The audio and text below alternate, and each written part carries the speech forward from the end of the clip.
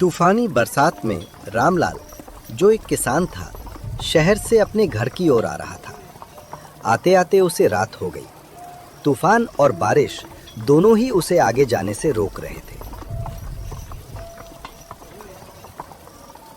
हे राम, आज तो हड्डियां तक कांप गईं। ये तूफानी बरसात और ठंडी हवा लगता है ठंड का मौसम जल्दी ही शुरू हो जाएगा। अभी तक घर भी नहीं पहुंचा। अगर देर हो गई तो घर वाले भी परेशान हो जाएंगे। काश थोड़ा और उजाला होता तो रास्ता साफ दिखता। थोड़ा दूर चलते चलते रामलाल को दूर एक रोशनी दिखाई देती है। उस रोशनी को देखकर रामलाल चौंक जाता है। अरे ये तो मुझे किसी का घर लग रहा है, पर इस जंगल में ये अकेला घर कुछ अजीब लग रहा है। पर मुझे क्या, इस तूफानी बरसात में मुझे लगता है यहाँ रुकना सही होगा। सुबह होते ही यहाँ से चला जाऊंगा। रामलाल धीरे धीरे उस घर की ओर बढ़ता है। इस तूफानी बारिश में जैसे उसे आराम करने की उम्मीद दिख रही हो। रामलाल घर के बाहर खड़ा होकर सोच में पड़ जाता है। वो मन ही मन सोचता है कि अंदर जाना सही रहेगा या नहीं, पर फिर वो आखिरकार अंदर जाने का फैसला कर ही लेता है। कोई है? घर में कोई है? मदद चाहिए इस तूफानी बारिश में। सफर करना मुश्किल है, अंधेरा भी ज्यादा है। कोई सुन रहा है मेरी बात? तभी अंदर से काली साड़ी पहने एक बुजुर्ग औरत दरवाजे पर खड़ी हो जाती है और बोलती है, अरे बेटा, इतनी तूफानी रात को तुम यहाँ इस वीराने जंगल में? कहाँ रास्ता भटक गए? अरे अम्मा, मैं रामलाल हूँ, पालमपुर गांव से हूँ। किसान हूँ अम्मा। बस शहर से बीज लेने आया था, पर घर आते आते रात हो गई। तूफानी बारिश में सफर करना मुश्किल है। अगर एक रात मुझे यहाँ रुकने की इजाजत मिल जाती तो सुबह होते ही चला जाऊंगा। अंदर आ जाओ मुसाफिर। बाहर इस तूफानी बारिश में रुकना ठीक नहीं। रामलाल और वो बुजुर्ग औरत कमरे में आकर बैठ जाते हैं। रामलाल की नजरें कमरे के इधर उधर घूम रही थीं। अम्मा, आप यहाँ पर इस वीरान जंगल में अकेली रहती हो क्या? आपको इस वीराने में डर नहीं लगता क्या? हमारे तो गांव में एक जानवर आ जाए तो पूरा गांव डर जाता है, पर यहाँ तो आप बैठे ही जंगल के बीच हो। क्या करे बाबू, मजबूरी इंसान से क्या नहीं करवाती। हमारे गांव में आग लगने के कारण सब कुछ खत्म हो गया। दूसरे गांव में रहने गए तो उन लोगों ने रहने को कोई ठिकाना नहीं दिया। फिर मैं और मेरी बेटी यहाँ इस पुराने घर में रहकर गुजारा कर रहे हैं। उनकी ये बात सुनकर रामलाल के चेहरे पर एक तरह सी उदासी छा जाती है। बेटी? आपकी बेटी भी है? वो यहाँ नहीं है क्या? कहीं दिखाई नहीं दे रहे वो। बेटा, वो दूसरे कमरे में सो रही है। वो शाम होते ही आराम करती है और सोने चली जाती है। चलो, अब तुम भी आराम कर लो, मैं जाती हूँ। अगर कुछ चाहिए होगा तो आवाज़ लगा देना। अगर भूख लगी हो तो कुछ खाने को ला दूँ। नहीं, शुक्रिया। मैं रास्ते में ढाबे पर रुका था, वहाँ खाना खा लिया था। आप जाइए, आराम कर लीजिए। कोई ज़रूरत हुई तो मैं बुला लूँगा। वो बुजुर्ग औरत वहाँ से चली जाती है। रामलाल बिस्तर पर लेट जाता है और सोने की कोशिश करता है। कुछ देर बाद उसे पायल पहने औरत के चलने की आवाज आने लगती है। वो एकदम सो उठकर बैठ जाता है। वो सोचने लगता है कि आखिरकार इतनी रात को, रात के इस पहर कौन होगा। वो देखने के लिए बाहर की तरफ आता है। बाहर बारिश रुक गई थी। जैसे ही वो बाहर आता है, एक लड़की उसे बैठी हुई दिखाई देती है। आप यहाँ इस रात? अम्मा कह रहे थे कि आप सो गए हैं। क्या हुआ इतनी रात को? आप बाहर क्यों बैठे हो अंधेरे में अकेले? सब ठीक है ना? जी हाँ, मुझे नींद नहीं आ रही थी तो सोचा बाहर घूम लूं। आप कौन और यहाँ क्या कर रहे हैं? जी, मैं किसान हूँ। शहर से बीज लेके आया था। वापस आते वक्त तूफानी बारिश के कारण मदद लेने आया था तो अम्मा ने यहाँ रुकने को कह दिया। मैंने भी सोचा तूफानी बारिश में आगे कहाँ जाऊंगा, तो रुक गया। तब आप शायद सो रही थीं। हाँ जी, बिल्कुल सही किया आपने। इस तूफानी बारिश ने बहुत लोगों से बहुत कुछ छीना है। वैसे भी इस अंधेरी रात में आपका जाना मुश्किल ही था। कम से कम यहाँ रात आराम से रुक के सुबह तसल्ली से जा पाएंगे। थोड़ी देर बारिश रुकी थी तो बाहर आ गई, पर बादल देख के लगता है बरसात फिर से शुरू होने वाली है। अब तो मुझे भी लग रहा है कि मैंने सही ही किया यहाँ रुकने का सोचकर। अगर यहाँ नहीं रुकता तो आपसे मुलाकात कैसे होती? आप भी कैसी बात कर रहे हैं? भला मुझसे मिलकर क्या ही होगा। पर हाँ, जब जहाँ किसी को मिलना होता है वो वहाँ मिल ही जाता है। पर इन काली तूफानी रातों में हर कोई मिलने वाला सही हो ये जरूरी नहीं है बाबू। आपकी बातें सुनकर मैं डरूं या हंस दूं? आप तो ऐसे बोल रही हो जैसे बारिश में इंसान में ही भूत घूमते हों। इतना नहीं सोचा करते। आप अपना बताइए, इस जंगल में रहकर बोर तो नहीं हो गए? वो बातें कर रहे होते हैं, पर इतने में फिर से बारिश शुरू हो जाती है। वो दोनों अंदर आते हैं। अंदर आते ही रामलाल सोने के लिए कमरे में आ जाता है और बैठकर माया के बारे में सोचने लगता है। रामलाल इतनी गहरी नींद में सोया था कि दिन कब हो गया पता ही नहीं चला। एकदम से रामलाल की आंख खुलती है। अरे ये क्या, दिन भी हो गया और मैं ये सोया हुआ हूँ। देर हो जाएगी गांव जाने में। जल्दी उठ के माया जी से मिलकर चलता हूँ। रामलाल बिस्तर से उठकर बाहर की ओर आता है। ऐसा लग रहा था जैसे उसकी आंखें माया को ढूंढ रही हों। अरे अम्मा, माया कहाँ हो आप? कहीं भी कोई दिखाई नहीं दे रहा। कहीं ऐसा तो नहीं कि मैं ही उठने में लेट हो गया और वो कुछ लाने चले गए हों? सोचा था जाने से पहले एक बार माया जी से मिल लूं, पर लगता है अब ऐसे ही बिना मिले जाना पड़ेगा। गांव जाने में देर हो जाएगी, माँ भी चिंता कर रही होगी। गांव पहुंचने की जल्दी में रामलाल ने रुकने के बजाय सीधे रास्ता पकड़ लिया था। सुबह का मौसम था, हल्की ठंडी हवा चल रही थी और बारिश के बाद जंगली रास्ता हरा भरा मनमोहक लग रहा था। बैलगाड़ी की चाल धीमी थी, पर रामलाल का मन तेजी से भाग रहा था, बार बार उसी ओर, माया की ओर। वो सोच रहा था शायद उसे बिना मिले चले आना ठीक नहीं हुआ। शायद वो कुछ कहना चाहती थी। इन्हीं ख्यालों में खोया वो आगे बढ़ रहा था कि अचानक उसकी नजर सामने पड़ी। रास्ते के किनारे वही खड़ी थी, माया। उसकी आंखों से आंसू बह रहे थे, जैसे हर बूंद किसी अधूरी कहानी की गवाही दे रही हो। अरे माया जी, आप यहाँ? क्या हुआ आपको? रो क्यों रही हैं आप? किसी ने कुछ कहा क्या? सुबह सुबह आप कहाँ चली गई थी? सब ठीक तो है ना माया जी? बताइए कुछ। नहीं, कुछ भी ठीक नहीं है। सुबह मैं और अम्मा जंगल में लकड़ी लेने गए थे। अम्मा थोड़ी दूर गई थीं कुछ खाने को चुनने। फिर वहाँ कुछ भयानक हुआ। मैं किसी तरह जान बचाकर भागी हूँ। क्या हुआ माया जी? ये हाल कैसे हो गया आपका? आपको तो कुछ नहीं हुआ ना? डरिए मत, मैं यही हूँ। बताइए खुलकर, क्या देखा आपने? इतनी सहमी हुई क्यों हैं आप? कुछ तो कहिए। वो शेर अम्मा को अपने साथ ले गया। पहले बाबा मुझे छोड़कर चले गए, अब किस्मत ने अम्मा को भी छीन लिया। मैं क्या करूं अब? किसके पास जाऊं? अब तो मैं सच में बिल्कुल अकेली रह गई हूं। नहीं माया जी, खुद को अकेला मत समझिए। शायद मैं आपकी अम्मा को तो नहीं बचा पाया, पर अब आपको अकेला नहीं छोड़ूंगा। आइए, मेरी बैलगाड़ी में बैठिए। आज से आप मेरी जिम्मेदारी हैं। अगर आपको मंजूर हो तो मेरे साथ चलिए। क्या सच में आप मुझे अपने साथ ले जाएंगे? मैंने तो सोचा था भगवान ने सब छीन लिया, पर शायद एक सहारा भेज दिया।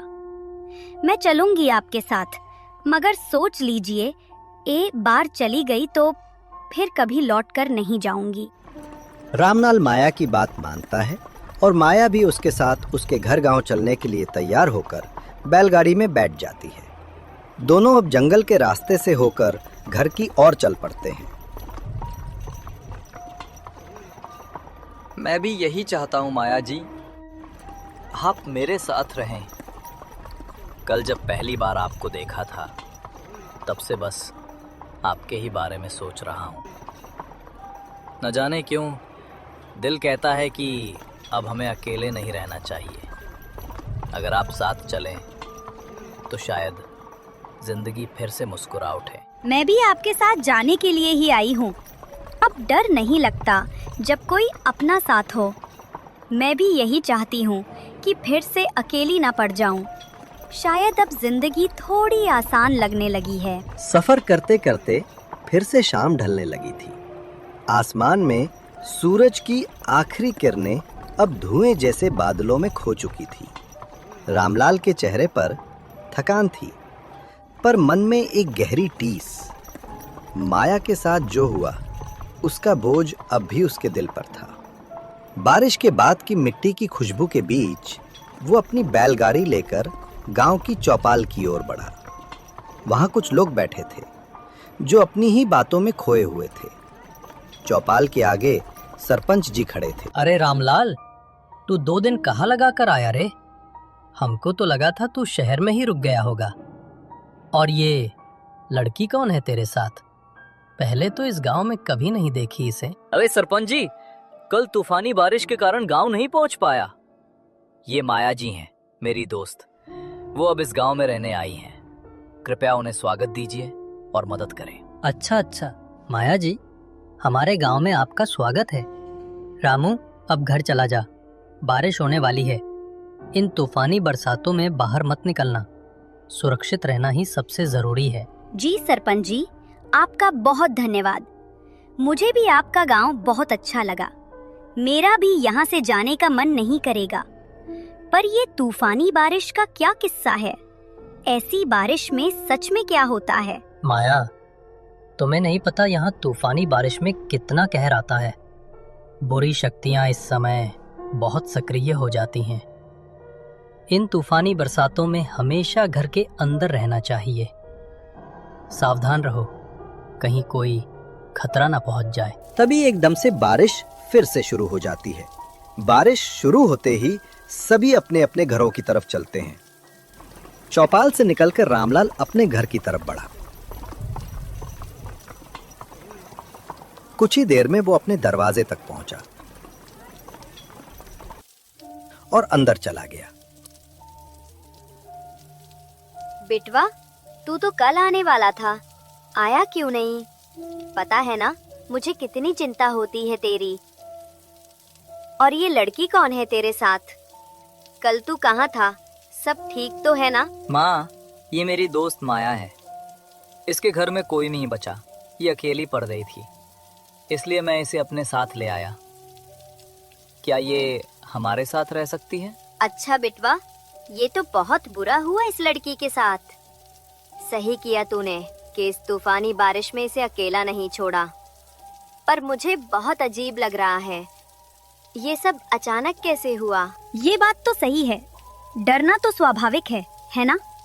लेकिन आपको भी घबराहट महसूस होती है, ये मुझे अच्छा लगता है। और मुझे अच्छा लगा कि आपने मुझे यहाँ रहने दिया। चलो बेटा, सफर करके तुम लोग थक गए होंगे। रमू, माया के लिए अपने कमरे के साथ वाला कमरा खोल दे, ये भी जरा आराम कर लेगी। बाकी बातें कल सुबह देख लेंगे। माया, उम्मीद करता हूँ तुम्हें ये घर और कमरा पसंद आएंगे। अब आराम कर लो, तुम बहुत थकी हुई लगती हो। अगर किसी भी चीज की जरूरत पड़े तो आवाज दे देना, मैं पास वाले कमरे में ही हूँ। ये बोलकर रामलाल वहां से चला जाता है और माया वहां शांत खड़ी रहती है। जब रात ज्यादा गहरा जाती है तो रामलाल गहरी नींद में सोया हुआ था। एकदम से उसको फिर से पायल की आवाज आने लगती है। रामलाल एकदम से उठकर बैठ जाता है। उसे ये अजीब लग रहा था, पहले कभी ऐसा नहीं हुआ। अरे, ये पायल की आवाज फिर से। इस बारिश में बाहर कौन घूम रहा है? कहीं माया जी तो नहीं उठ गईं? उनको किसी चीज की जरूरत होगी, मुझे जाकर देखना होगा। वो उठता है और बाहर जाकर देखने लगता है। आंगन के बाहर वो देखता है कि माया बाहर से बारिश में भीगकर कहीं से आ रही थी। ये देखकर उसको अजीब लगता है। माया जी, आप रात के इस पैर कहाँ से आ रही हैं? इतनी तेज बारिश में तो कोई बाहर नहीं निकलता। सब ठीक है ना? कहीं कुछ अनहोनी तो नहीं हुई? सब ठीक है, बस नींद नहीं आ रही थी। थोड़ी देर बाहर आई तो देखा दरवाजा खुला था। अब उसकी कुंडी लगाकर ही वापस आई हूँ। आप परेशान मत होइए, सब ठीक है। अरे माया, कोई बात नहीं। हमारे गांव में चोरी डकैती जैसी चीजें नहीं होती। तुम फिक्र मत करो, यहाँ सब सुरक्षित है।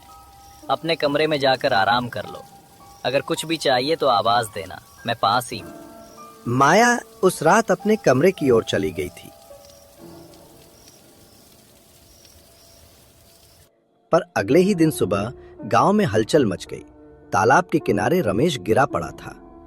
ऐसा लग रहा था मानो उसके शरीर से सारा रंग उड़ गया हो, किसी ने उसकी सारी ताकत छीन ली हो।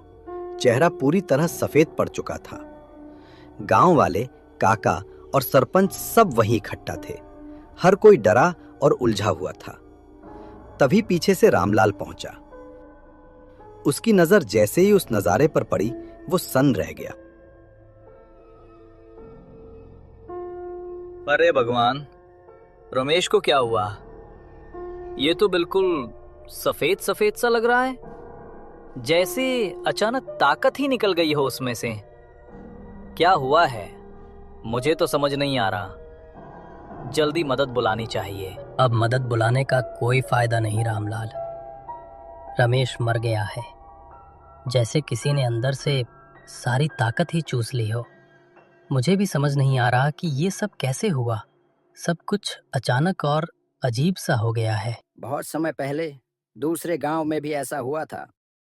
वहां का गांव पूरी तरह उजड़ गया था। सुनने में आया था कि उस रात पिशाचनी आई थी और इंसानों को अपना शिकार बनाती थी। इसे देखकर मुझे वही चीज महसूस हो रही है। काका, आप भी कौन सी कहानियां लेके बैठ गए? ऐसा तो कभी नहीं होता। मैंने भी सुना था कि उस गांव में आग लग गई थी। मुझे कोई और कारण लगता है। शायद पंचायत बैठानी पड़ेगी। सबको मिलकर सही हालात जानना होगा। हमारे गांव में तो ये घटना पहली बार हुई है।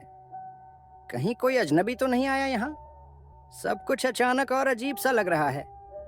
हमें सच में समझना होगा कि ये सब कैसे हुआ। अरे काका, चिंता मत कीजिए, ऐसा कुछ भी नहीं हुआ है। आप तो बस भूत प्रेत वाली कहानियां लेके बैठे हैं। गांव में सब कुछ सामान्य ही है। रामू, तुम बुरा मत मानना, पर कल तुम ही तो अपनी नई दोस्त को लेकर आए थे। जरा ये तो बताओ, वो आई कहाँ से है? वो असल में है कौन? सरपंच जी, मैं समझ सकता हूँ आपकी चिंता, पर माया कोई बुरी नहीं है। वो तो बहुत मासूम लड़की है। मुझे वो उस रात मिली थी जब तूफानी बारिश हो रही थी। उसका परिवार अब नहीं रहा। आप लोग अंधविश्वास में मत पड़िए। वो बस सहारे की तलाश में है। रामू बेटा, तू शायद नहीं जानता, तूफानी बारिश में जो साथ मिलता है वो हर बार भला नहीं होता। ऐसे वक्त में अजीब चीजें गांव के आसपास भटकती हैं।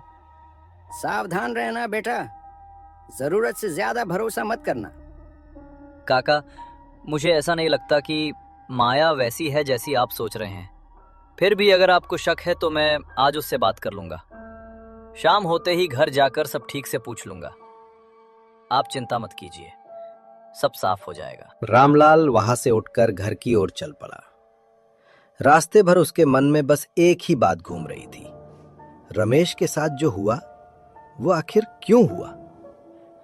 शाम ढल चुकी थी, आसमान में हल्की ठंडक थी जब रामलाल अपने घर पहुंचा। घर पहुंचते ही उसने अपनी मां को सारी बात बताई, तालाब, भीड़ और रमेश की हालत के बारे में सब कुछ। बात सुनकर उसकी मां गहरी सोच में पड़ गई। फिर बोली, बेटा रामू, मुझे लगता है अब सच्चाई जानने का वक्त आ गया है। आज रात तू माया का पीछा करना, देखना वो कहां जाती है और क्या करती है। उस रात रामलाल को नींद नहीं आ रही थी। सरपंच और काका की बातें बार बार उसके मन में गूंज रही थी। वो सोचने लगा, अगर माया वैसी नहीं है जैसी वो दिखती है तो आज सच्चाई पता लगानी ही होगी। उसने तय कर लिया, इस बार वो माया का पीछा करेगा और हर राज को सामने लाएगा। जब रात गहरी हो गई तो उसको घुंघरुओं की आवाज आई। वो एकदम से उठ और बाहर की तरफ जाने लगा। उस रात रामलाल चुपचाप माया के पीछे पीछे चलने लगा। घना जंगल था, चारों तरफ सन्नाटा और ठंडी हवा चल रही थी। माया बिना मुड़े आगे बढ़ती रही और कुछ देर बाद दोनों खेतों के पास पहुंच गए। रामलाल एक बड़े पेड़ के पीछे छिप गया। माया धीरे धीरे खेत की ओर जा रही थी, जहां एक किसान अपनी ओर आता दिख रहा था।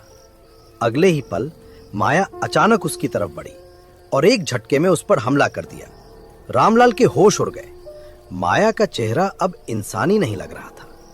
उसके मुंह पर अजीब से निशान थे और आंखें लाल हो गई थी। ये देख रामलाल का दिल दहल गया। वो बिना आवाज किए धीरे धीरे पीछे हटा और दबे पांव वहां से भाग गया। वो अपने कमरे में आकर सोने की एक्टिंग करता है, जैसे उसको कुछ पता ही ना हो। माया उसके कमरे में आती है और उसे सोता हुआ देख वापस चली जाती है। वो अपने कमरे में आकर सोने की एक्टिंग करता है, जैसे उसको कुछ पता ही ना हो। माया उसके कमरे में आती है और उसे सोता हुआ देख वापस चली जाती है। रामलाल अगले दिन काका को और सरपंच को सारी बात बताता है। फिर वो योजना बनाते हैं। रात को काली माता के मंदिर जाकर काली माँ से आशीर्वाद लेने को बोलते हैं। रामलाल काली माँ के मंदिर जाकर काली माँ से प्रार्थना करता है। हे काली माँ, हमारी रक्षा कीजिए। गांव में 2 लोग पिशाचनी की वजह से जीवन खो बैठे हैं। हे माँ, आपका दर्शन दीजिए और इस विपदा से हमें बचाइए। हम आपकी शरण में आते हैं। हमारी सुनिए और हमारे घरों को सुरक्षित रखिए। कृपया इस अंधेरे से उजाला लाकर हमें फिर से शांति दीजिए। प्रार्थना स्वीकार करके माँ काली प्रकट होती है। रामू, तेरी भक्ति ने मुझे प्रसन्न किया है। आज मैं तुझे वो वरदान देती हूँ जिससे इस गांव पर कोई बुरी शक्ति फिर कभी दृष्टि न डाले। इस मंत्र का जाप करना। ओम क्रीं कालिकाये नमः, रक्षस्व माम सर्वतः। यह तेरा कवच बनेगा। जा बेटा, अब तेरे साहस से यह अंधकार मिटेगा। मैं धन्य हो गया माँ, आपके दर्शन पाकर। मुझ अभागे पर अपने कृपा की है माँ। मैं जब तक जिंदा रहूंगा आपकी पूजा में अपनी जिंदगी बिता दूंगा। जय काली माँ की, जय काली माँ की। माँ काली से आशीर्वाद लेकर रामलाल माया के पास आता है। मेरे सामने तुम्हारा सच आ गया है माया। तुम यहाँ गांव के लोगों को मार रही हो। मैंने तुम्हारा असली रूप देख लिया है। अच्छा यही रहेगी कि तुम यहाँ से चली जाओ, वरना अच्छा नहीं होगा ये तुम्हारे लिए। तो तू रोकेगा मुझे? मुझे आज तक रोकने वाले मारे गए, तू मुझे रोकने की बात कर रहा है। सोचा था तुझे सबसे आखिर में देखूंगी, पर लगता है अब पहले तुझे ही ऊपर पहुंचाना पड़ेगा।